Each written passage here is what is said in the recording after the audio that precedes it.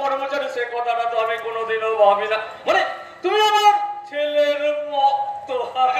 জানি তো, আর সেই জন্যই না আমি অর্জুনের দিকে তীক্ষ্ণ দৃষ্টি রেখেছি।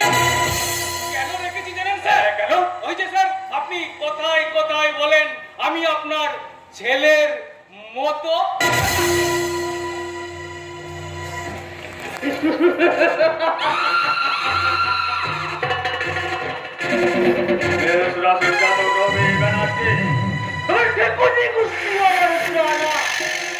আমি শুধু জানি না ভারতে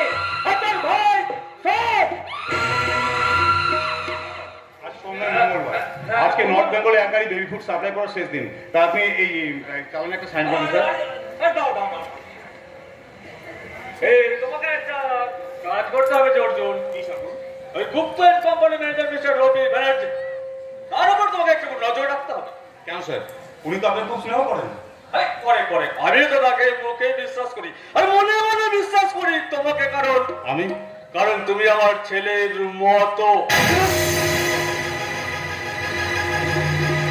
না স্যার, ওই ছেলের মতো বাবার মতো কথাগুলো আপনি আমার সামনে দ্বিতীয়বার উচ্চারণ করবেন না, কারণ ওই শব্দগুলোকে আমি মন প্রাণ দিয়ে শুধু ঘেন্না করি স্যার।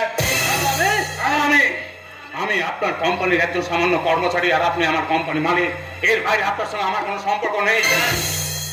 আর একটা কথা মনে রাখবেন, আমি আপনার কোম্পানির বেবি ফুড খাওয়া কোনো অর্জুন নই। আমি আমার মায়ের চরণ দুঃখিনী হতবাকিনী মায়ের বুকের দুধ খেয়ে বেড়ে ওঠা এক দুর্ভিক্ষের শিশু স্যার।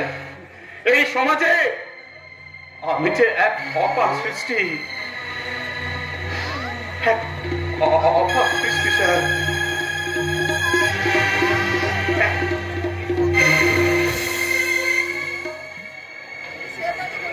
অর্জুন, সেই জন্য তো আমি তোমাকে আমার কোম্পানির কাজে নিযুক্ত করেছি মিস্টার অর্জুন।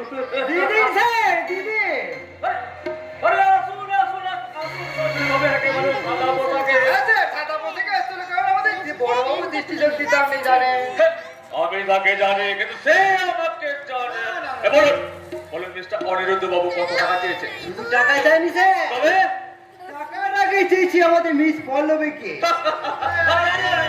আমরা এক কাজ করুন, পবিত্র নির্মলকে ডাকুন স্যার। ওকে ওকে, আমরা চালাচ্ছি স্যার।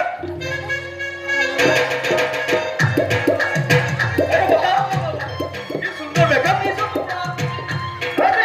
একেবারে চেনা যাচ্ছে না।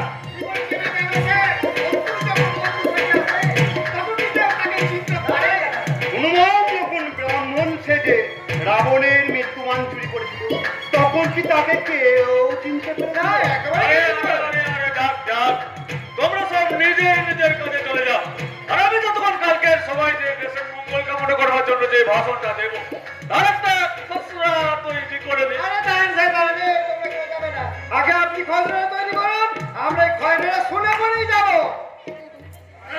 হ্যাঁ, কালকে সবাই আমি বলবো, বন্ধুগণ, কাশ্মীর সমস্যা আমাদের জাতীয় সমস্যা, দেশের বিচ্ছিন্নতাবাদ, পূর্ব ইউরোপের রাজনৈতিক পরিবর্তন, পাঞ্জাবে উগ্রপন্থীদের আক্রমণ, অসমে বড় আন্দোলনের বিরুদ্ধে প্রতিবাদ করবার জন্য আমার নতুন কিছু ভেবে চাই।